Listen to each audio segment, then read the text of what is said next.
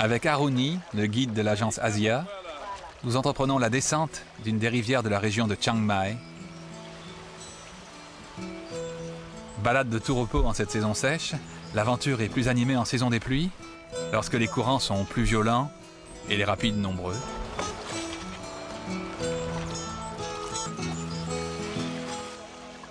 Plus bas, au bord de la rivière, des touristes photographient des éléphants au bain.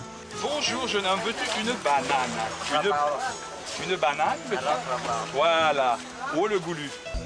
Et puis il y a bien sûr la traditionnelle balade à dos d'éléphant, agrémentée ici d'une marche dans le lit de la rivière. Pourvu que l'éléphant n'ait pas envie de se doucher. Moi j'ai vu les orchidées sauvages, sur là-bas. Les orchidées sauvages.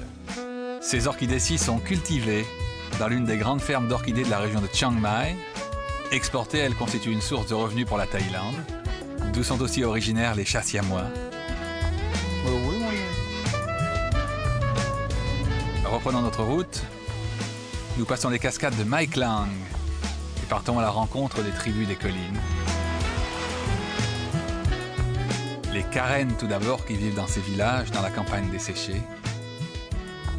Les femmes filent et tissent leurs vêtements traditionnels. Et certaines d'entre elles ont encore les dents peintes d'un noir jugé très élégant.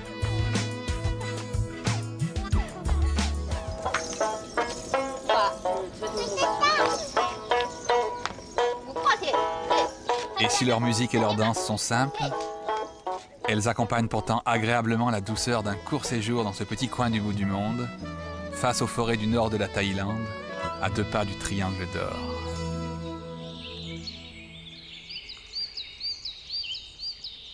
Je ne pourrais pas quitter la Thaïlande sans passer par Bangkok, mais cette ville est si développée, si agitée, si encombrée que je préfère la découvrir au gré du fleuve, sur cet étonnant navire aménagé pour des croisières luxueuses d'1 ou 2 jours. Nous passons d'abord le quartier des hôtels et des grands immeubles. Celui-ci a des formes assez étonnantes. Et nous reconnaîtrons quelques-uns des monuments les plus visités de Bangkok, le Wat Arun et le Wat Prakeo.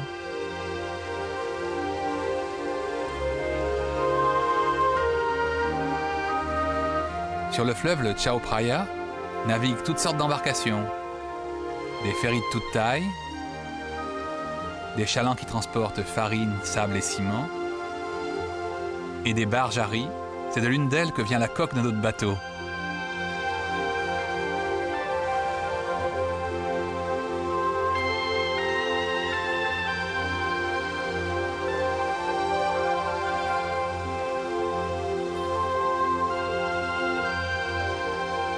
Plus haut, les maisons s'espacent, la verdure gagne, entrecoupée de temples, le soleil couchant leur accroche des lueurs magnifiques.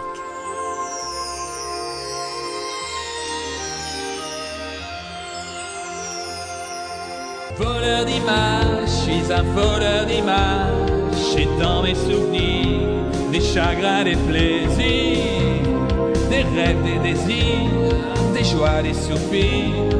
Mais je dois repartir, c'est une question de cadrage. Je suis un voleur d'images.